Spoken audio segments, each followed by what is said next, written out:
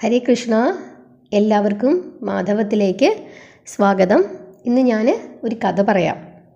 നളനും ദമയന്തിയും. ഇതൊരു വലിയ കഥയാണ്. അതുകൊണ്ട് നമുക്ക് ഒറ്റ വീഡിയോയിൽ പറഞ്ഞു തീർക്കാൻ പറ്റില്ല. 2-3 ഭാഗങ്ങളായിട്ട് വളരെ വിസ്തരിച്ച് തന്നെ നമുക്കിത് കേൾക്കാം. നിഷധ എന്ന് പറയുന്ന ഒരു രാജ്യമുണ്ടായിരുന്നു. ആ രാജ്യത്ത് വീരസേനൻ്റെ പുത്രനായിട്ട് നളൻ എന്നു പേരുള്ള ഒരു രാജാവ് ഉണ്ടായിരുന്നു. അദ്ദേഹമായിരുന്നു ആ രാജ്യം ഭരിച്ചിരുന്നത്. ഒരുപാട് ഗുണങ്ങളൊക്കെയുള്ള ഒരു രാജാവായിരുന്നു അദ്ദേഹം. പരമസ്വാത്വികനായിരുന്നു, സത്യവാദിയായിരുന്നു, സർവജനപ്രിയനും വേദജ്ഞനും പരമസുന്ദരനുമൊക്കെ ആയിരുന്നു അദ്ദേഹം. ആ നളരാജാവിന് ശക്തവും വിപുലവുമായ ഒരു വലിയ സേന തന്നെ അദ്ദേഹത്തിനുണ്ടായിരുന്നു. അസ്ത്രവിദ്യയിൽ അദ്ദേഹം വലിയ നിപുണനുമായിരുന്നു. അങ്ങനെ വലിയൊരു യോദ്ധാവും ഒക്കെ കൂടെ ആയിരുന്നു ആരെന്ന് പറയുന്നത് ഈ നളൻ. ചൂത് കളിക്കുന്നതിൽ അദ്ദേഹം വലിയ താല്പര്യവും കാണിച്ചിരുന്നു. അക്കാലത്ത് വിദർഭദേശത്ത്, മറ്റൊരു രാജ്യമാണ് വിദർഭ, അവിടെ ഭീമകൻ എന്നു പേരുള്ള ഒരു രാജാവ് രാജ്യം ഭരിച്ചിരുന്നു. ഈ ഭീമകനും നളനെ പോലെ തന്നെ സർവഗുണ സമ്പന്നനും പരാക്രമിയുമായിരുന്നു. അദ്ദേഹം ദമന ഋഷിയെ പ്രസന്നനാക്കി അദ്ദേഹത്തിൽ നിന്നും കിട്ടിയ വരബലത്താൽ 4 സന്താന ലാഭം നേടിയിരുന്നു. 3 പുത്രന്മാരും ഒരു പുത്രിയും. ദമൻ, ദാന്തൻ, ദമനൻ എന്നായിരുന്നു പുത്രന്മാരുടെ പേരുകൾ. പുത്രിയുടെ പേര് ദമയന്തി എന്നായിരുന്നു. വലിയ നേത്രങ്ങളൊക്കെയുള്ള അതിസുന്ദരിയായിരുന്നു ആരെന്ന് പറയുന്നത് ദമയന്തി. മനുഷ്യരിൽ എന്ന് മാത്രമല്ല ദേവഗന്ധ യക്ഷന്മാർക്കും കിന്നരന്മാർക്കുമൊക്കെ ദമയന്തിയോട് വലിയ സ്നേഹമായിരുന്നു. കാരണം അവരിലൊന്നും ഇത്രയും സൗന്ദര്യമുള്ള ഒരു സ്ത്രീ ഉണ്ടായിരുന്നില്ല. ആ കാലഘട്ടത്തിൽ വിദർഭദേശത്തു നിന്നും നിഷധദേശത്തേക്ക് വന്നിരുന്ന രാജാക്കന്മാർ നളനോട് ദമയന്തിയുടെ രൂപലാവണ്യം വർണ്ണിച്ച് കേൾപ്പിച്ചിരുന്നു. നിഷധദേശത്തു നിന്നും വിദർഭദേശത്തേക്ക് പോയിരുന്ന രാജാക്കന്മാരും മറ്റുള്ളവരും നളൻ്റെ രൂപവും ഗുണവും ചരിത്രവുമെല്ലാം ദമയന്തിയുടെ മുമ്പിലും പറഞ്ഞു കൊടുത്തിരുന്നു.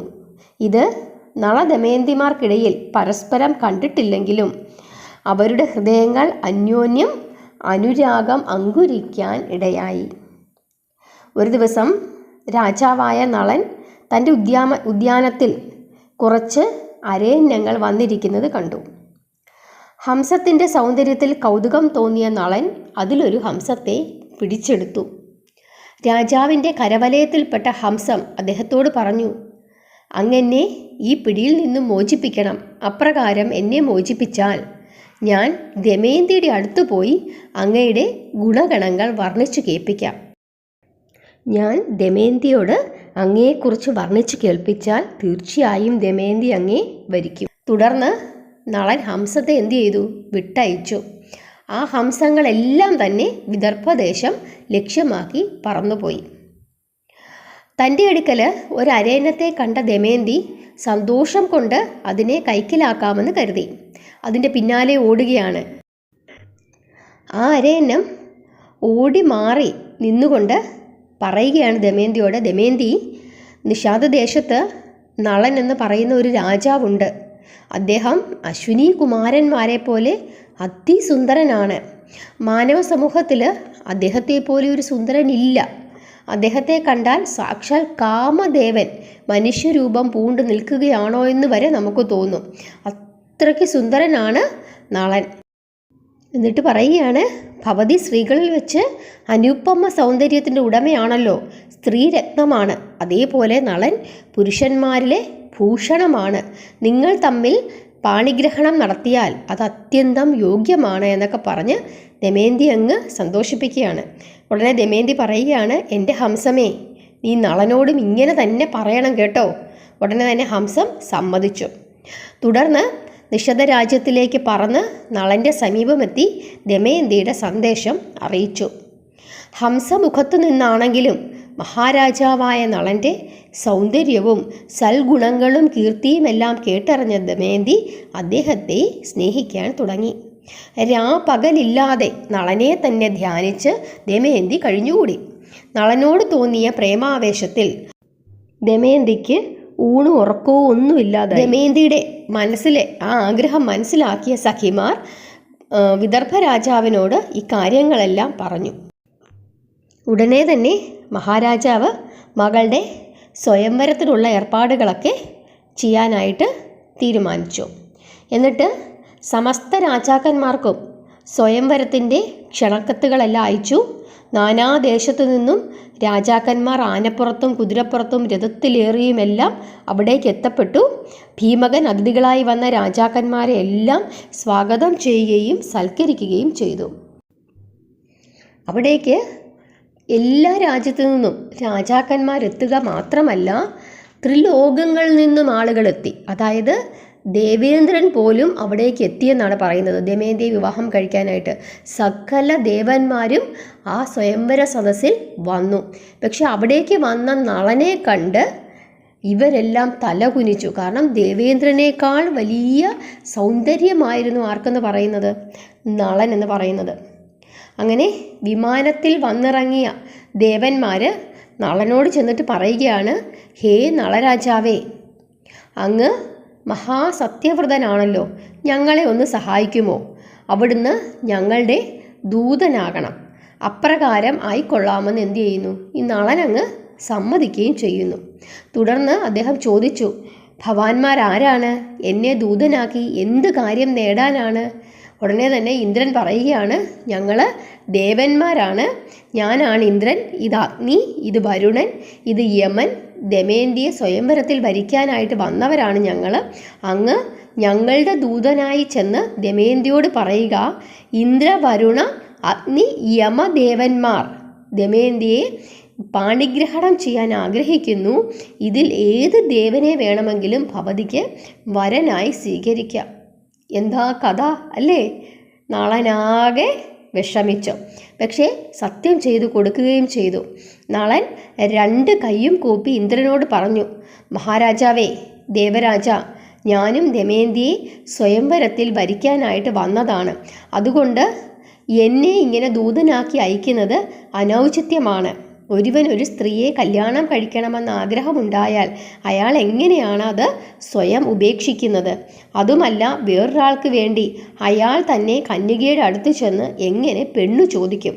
അതുകൊണ്ട് ഭവാന്മാർക്ക് ദയവുണ്ടായി ഇക്കാര്യത്തിൽ എന്നോട് ക്ഷമിക്കണമെന്ന് പറയുകയാണ്. ഉടനെ ദേവന്മാർ പറഞ്ഞു, നള, ഞങ്ങളുടെ ദൗത്യം സ്വീകരിക്കാമെന്ന് അങ്ങ് സമ്മതിച്ചു കഴിഞ്ഞതാണ്. പ്രതിജ്ഞ ലംഘിക്കരുത്. അതിനാൽ അതും ഇതും പറഞ്ഞ് സമയം കളയാതെ പെട്ടെന്ന് തന്നെ പോകുക എന്ന് പറഞ്ഞു. നളൻ അങ്ങ് വിഷമിച്ചു. രാജകൊട്ടാര വാതുക്കലുകൾ എപ്പോഴും പാറാവുകാരുണ്ടാകും. ഞാൻ എങ്ങനെയാണ് അന്തഃപുരത്തിലെത്തി എൻ്റെ ദൗത്യം പറയുക എന്ന് വീണ്ടും നളൻ ദേവന്മാരോട് ചോദിക്കുകയാണ്. ഉടനെ ഇന്ദ്രൻ പറയുകയാണ്, ധൈര്യമായിട്ട് പൊക്കോളൂ, നിങ്ങൾക്ക് അന്തഃപുരത്തിനുള്ളിൽ കയറാൻ കഴിയും. ഇന്ദ്രൻ്റെ ആജ്ഞപ്രകാരം നളന് അനായാസം അന്തഃപുരത്തിൽ കയറാൻ സാധിച്ചു. നളനെ കണ്ട ദമയന്തിയും കൂട്ടുകാരികളുമെല്ലാം അത്ഭുതപ്പെട്ടു. എങ്ങനെ ഇതിനകത്തേക്ക് കയറി വരാൻ പറ്റിയെന്ന് അവർ ആലോചിക്കുകയും ഈ നളൻ്റെ അതിഭയങ്കരമായ സൗന്ദര്യത്തിൽ ഇവരങ്ങ് ലജ്ജിതരായി എന്നാണ് പറയുന്നത്. ഒരു വിധത്തിലാണ് അവർക്ക് അവരുടെ മുഖം ഉയർത്താനായിട്ട് കഴിഞ്ഞത്. അങ്ങനെ ഏറ്റവും അവസാനം ദമയന്തി ചോദിക്കുകയാണ്, അങ്ങ് ആരാണ്? അങ്ങ് അതിസുന്ദരനായിരിക്കുന്നല്ലോ, എങ്ങനെയാണ് ഇങ്ങോട്ടേക്ക് കയറി വന്നത്? ദ്വാരപാലകന്മാരെ ആരും കണ്ടില്ലേ? അവരാരെങ്കിലും കണ്ടിരുന്നെങ്കിൽ വലിയ ശിക്ഷ കിട്ടുമായിരുന്നല്ലോ എന്നൊക്കെ ചോദിക്കുന്നു. എന്തിനാണ് വന്നതെന്നൊക്കെ ഇങ്ങനെ ചോദിക്കുകയാണ്. ഉടനെ നളൻ പറയുകയാണ്, ഞാൻ നളനാണ്, ലോകപാലകന്മാരുടെ ദൂതനായി ഭവതിയുടെ അടുക്കൽ വന്നിരിക്കുകയാണ്. അല്ലയോ സുന്ദരി, ഇന്ദ്രൻ, അഗ്നി, യമൻ, വരുണൻ എന്നിങ്ങനെയുള്ള 4 ദേവന്മാരും താങ്കളെ വിവാഹം കഴിക്കാൻ ആഗ്രഹിച്ച് ഇവിടെ വന്നിട്ടുണ്ട്. ഇവരിൽ ആരെങ്കിലും ഒരാളെ ഭർത്താവായി സ്വീകരിക്കൂ.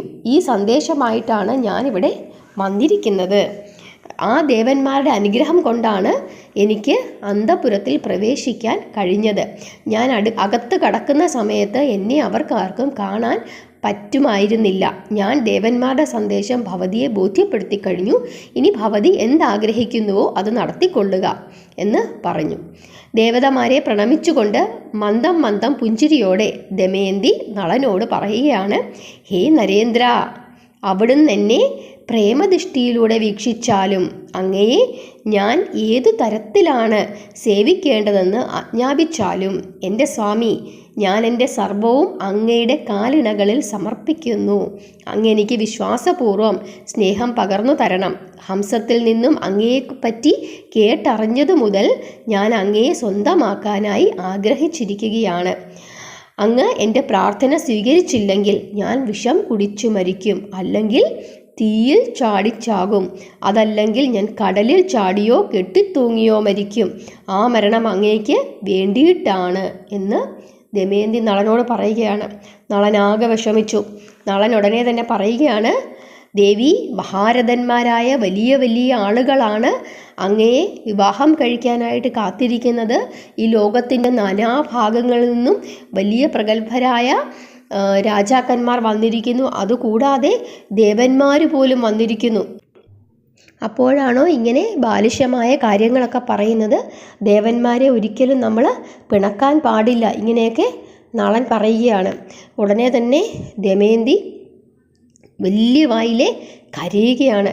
ദമയന്തിയുടെ കണ്ണുകളിൽ നിന്നും കണ്ണുനീരിങ്ങനെ അണ പൊട്ടി ഒഴുകി. ഏറ്റവും അവസാനം ദമയന്തി പറയുകയാണ്, ഞാൻ ഈ ദേവന്മാരെ മൊത്തത്തിൽ പാദം തൊട്ട് വണങ്ങിക്കൊണ്ട് അങ്ങയെ ഭർത്താവായിട്ട് സ്വീകരിക്കുകയാണ്, ഇതെൻ്റെ ശപഥമാണ് എന്നും പറഞ്ഞ് ദമയന്തി ആണയിടുന്നു. ഇനി എന്താണ് സംഭവിച്ചതെന്ന് നമുക്ക് അടുത്ത ക്ലാസ്സിൽ നോക്കാം. കാരണം ഇതിങ്ങനെ പറഞ്ഞ് ഒരുപാടുണ്ട്. ദമയന്തിയുടെ വിവാഹവും അതിനുശേഷം ഉണ്ടാകുന്ന ഒരുപാട് കാര്യങ്ങളുമുണ്ട്. അപ്പോൾ അത് നമുക്ക് കുറേശ്ശെ ആയിട്ടേ പറഞ്ഞു പോകാൻ പറ്റത്തുള്ളൂ. ഇല്ലെങ്കിൽ നമ്മളതിങ്ങനെ പെട്ടെന്ന് ഓടിച്ച് പറഞ്ഞു പോകേണ്ടി വരും. അതുകൊണ്ട് അടുത്ത ഭാഗമായിട്ട് അടുത്ത ദിവസം നമുക്ക് ബാക്കി ഭാഗം കേൾക്കാം. കഥ എല്ലാവർക്കും ഇഷ്ടപ്പെട്ടോ? ഇഷ്ടപ്പെട്ടെങ്കിൽ ഇഷ്ടപ്പെട്ടെന്ന് പറയണം. ബാക്കി ഭാഗങ്ങളെല്ലാം കേൾക്കണം. കുറേശ്ശെ നമുക്ക് മഹാഭാരതത്തിലെ കഥകളും ഇതുപോലുള്ള കഥകളുമൊക്കെ പഠിക്കാം. ഭഗവത്ഗീതയുടെ ക്ലാസ്സിലൊക്കെ കൃത്യമായിട്ട് കയറണം. എല്ലാവരെയും ഭഗവാൻ അനുഗ്രഹിക്കട്ടെ. ഹരേ കൃഷ്ണ.